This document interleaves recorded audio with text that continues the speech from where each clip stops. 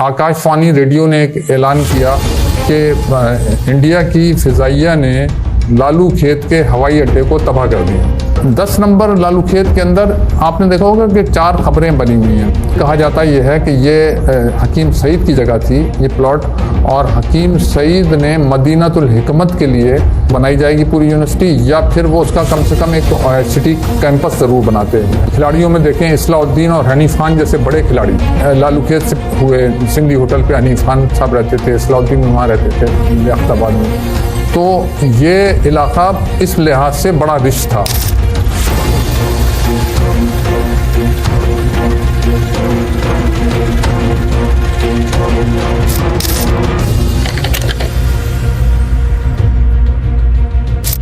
जब पाकिस्तान बना तो कायद-ए-आज़म का मज़ार आज जहाँ पर है, इसके करीब में जो लोग आ रहे थे उनकी एक बस्ती बनाई गई, कैंप्स बनाए गए। वो कैंपों में रह रहे थे। अब उनको मुख्तलिफ शहर के मुख्तलिफ इलाकों में मुंतकिल करने की कोशिश की गई कि यहाँ इनको रिहेबिलिटेशन किस तरह की जाए।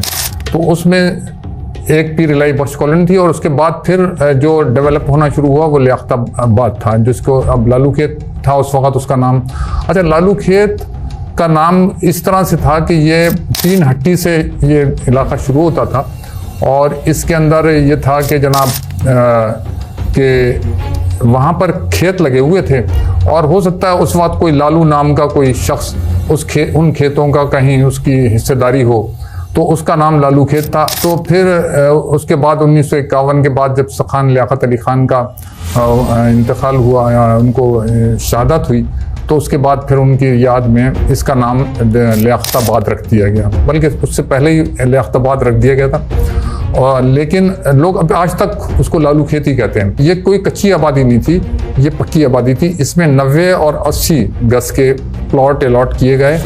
लालू खेत का एक आपने देखा होगा कि इसको कई हिस्सों में बांटा गया। C1 एरिया था, एक B1 एरिया था, फिर मुख्तलिफ यूनिट्स बने गए। इसमें मुख्तलिफ लोगों की, शाहजहानपुर के लोग आए, इलाहाबाद के लोग आए, हिंदुस्तान के मुख्तलिफ इलाक़ों के मुख्तलिफ लोग आते गए और वो आबाद होते रहे।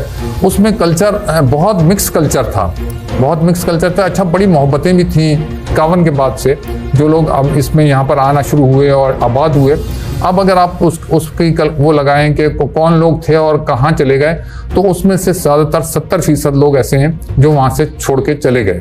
वो लोग नहीं हैं जो पहले के थे। इसमें 70% लोग दूसरे इलाकों में चले गए, नाज़ामाबाद में मसलन। इस इलाके में जिसको लालू खेत कहते हैं, यहाँ पर कौन कौन से बड़े लोग आए और रहे, उसमें मैं आपको बताऊं कि डॉक्टर अब्दुल कदीर खान, उनकी फैमिली C1 एरिया के अंदर 3-4 महीने उन्होंने भी गुजारे। उसके बाद वो नाज़ामाबाद शिफ्ट हुए थे, उनकी वालदा और वालिद। और उसके बाद आप अंदाज़ा लगाएं कि वहाँ पर फरीद साबरी खव्वाल थे और जनाब मकबूल साबरी खव्वाल थे। आप उमर शरीफ को ले लें, आप खिलाड़ियों में देखें इस्लाउद्दीन और हनीफ खान जैसे बड़े खिलाड़ी जो आलमी शोहरत याफ्ता खिलाड़ी थे, इन्होंने लालू खेत से हुए। सिंधी होटल पे हनीफ खान साहब रहते थे, इस्लाउद्दीन वहाँ रहते थे लियाकताबाद में। तो ये इलाका इस लिहाज से बड़ा रिच था कि बड़े बड़े लोग उसमें पैदा हुए। उसमें बहुत सारे कलमकार थे, सहाफ़ी थे, बहुत सारे ब्यूरोक्रेट, बहुत सारे बाद में। मगर ये हुआ ये मैंने आपको बताया कि फिर इसके कोई 30-35 साल पहले तक यहाँ से बहुत बड़ी तादाद लोगों की यहाँ से शिफ्ट हो चुकी थी। वो दूसरे इलाकों में चली गई, ज़्यादातर नाज़ामाबाद के इलाके में चली गई, कुछ नॉर्थ नाज़ामाबाद के इलाके में चली गई। 1970 और 80 के 1977 में जब इंतखाबात हुए थे, तो इसके अंदर उस वक़्त जमात इस्लामी और JUP, ये 2 बड़ी जमातें थीं जिनका असर रसूख इस इलाके में था। और प्रोफेसर गफूर ने 70 के इलेक्शन में भी और 77 के इलेक्शन में भी दोनों दफ़ा कौमी असम्बली की नशिस्त से कामयाबी हासिल की थी। बड़े जय्यत किस्म के वो सियासी लीडर थे। यहाँ पर मौलाना नूरानी भी आया करते थे और उनका भी उनकी पार्टी का भी बड़ा असर रसूख था। तो ये मुकाबला होता था असल में।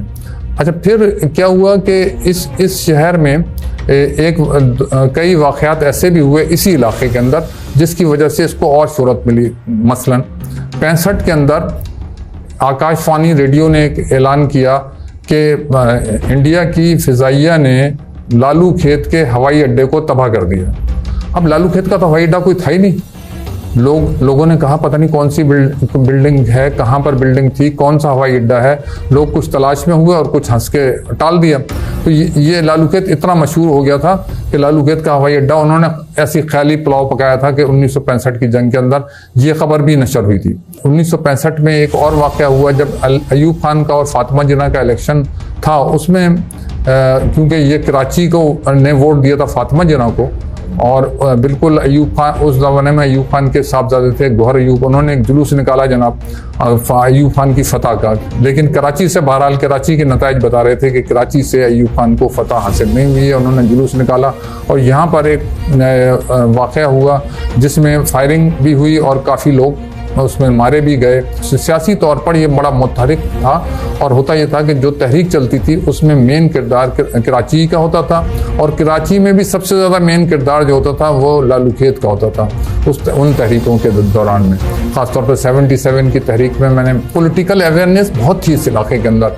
जब भी कोई मूवमेंट चलती थी सबसे पहले यहाँ पर जब उर्दू का वो हुआ था, उर्दू का बिल क्राइसिस पैदा हुआ 72 में जब सिंध असम्बली में के, तो जनाब सबसे ज़्यादा गड़बड़ जो हुई वो इस इलाके में हुई, और जनाब यहाँ कर्फ्यू लगा और क्या हुआ। मुझे याद है कि जब 70 का इलेक्शन हुआ है तो भुट्टो साहब के कई जुलूस वहाँ से आए। एक दफ़ा कैंट स्टेशन से उनका जुलूस चला था और वो लालू खेत की तरफ आया, उसमें हज़ारों लोग थे उनके जुलूस के अंदर। ऐसा नहीं था कि वो मकबूल नहीं थे, वो उस वक्त बहुत मकबूल आम थे। लेकिन 70 के बाद जो, और ख़ासतौर पर लैंग्वेज बिल जो पास हुआ उसको जिस तरह इंटरप्रेट किया गया, उसके बाद फिर लोगों के अंदर उर्दू स्पीकिंग तबका था जो ज़्यादा डोमिनेटिंग तबका था। वो 80-90% लियाकताबाद में उर्दू स्पीकिंग तबका रहता था। वो समझते थे कि पीपल्स पार्टी ने उनके हकूक़ के ख़िलाफ़ काम किया है, तो पीपल्स पार्टी से इतना खुश नहीं थे। ये MQM का होल्ड हुआ तो कुछ चीज़ें यहाँ पर सेटल हुई। शुरू में 86 से लेके 88, 89, 90 तक इतना टर्मोइल नहीं था, बल्कि ठीक था मामला। तो एकदम नवाज शरीफ यहाँ पर आए, याद है, तो वो एक बहुत बड़ा जलसा ऑर्गेनाइज किया था MQM ने। नवाज शरीफ खुद आए थे वज़ीर-ए-आज़म के तौर पे।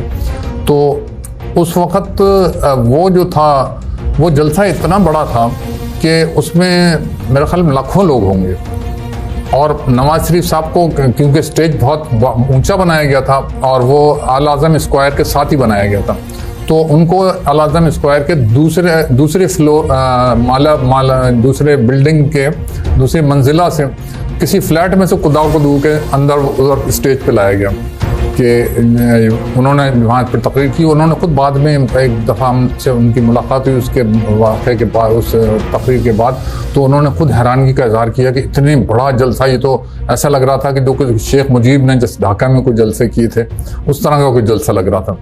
अल-करम स्क्वायर जो था ये समझ लें कराची में बनने वाले फ्लैट स्कीमों का इब्तदाई स्कीमों में से एक था, और इसका एक फ्लैट चंद हज़ार रुपए में उस वक़्त मिलता था, 5,000 में या 8,000 में, ऐसे कोई इनकी कीमतें थी।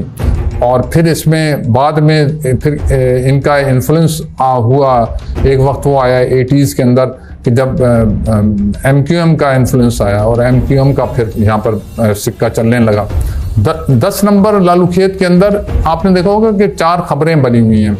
वहाँ ये इलाका, ये जगह कोने का है, बिल्कुल कॉर्नर का। ये कहा जाता ये है कि ये हकीम सईद की जगह थी ये प्लॉट, और हकीम सईद ने मदीनातुल हिकमत के लिए ये उनका प्लान था कि यहाँ पर मदीनातुल हिकमत का या तो बनाई जाएगी पूरी यूनिवर्सिटी, या फिर वो उसका कम से कम एक तो सिटी कैंपस ज़रूर बनाते हकीम साहब, क्योंकि हकीम साहब की ज़िंदगी ने मोहलत नहीं दी उनको, वरना ये भी कोई लिटिगेशन का केस था। अब उस पर कब्ज़ा कर लिया बाज़ काबज़ीन ने, और उसके कागजात भी मैंने मालूम किया था कि क्या सूरत हाल, तो मालूम हुआ कि इसके कागजात एक के पास नहीं कई लोगों के पास मौजूद हैं।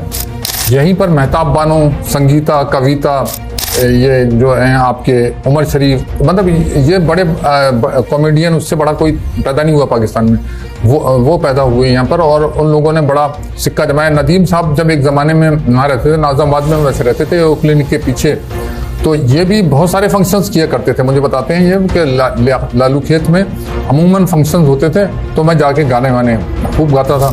अब लालू खेत इस तरह का बन गया था, एक मजाक बन गया था कि लहरी निराला, ये जो फिल्मों के अंदर जो जितने लतीफ़े होते थे वो ज़्यादातर वाबस्ता हो जाते थे लालू खेत से।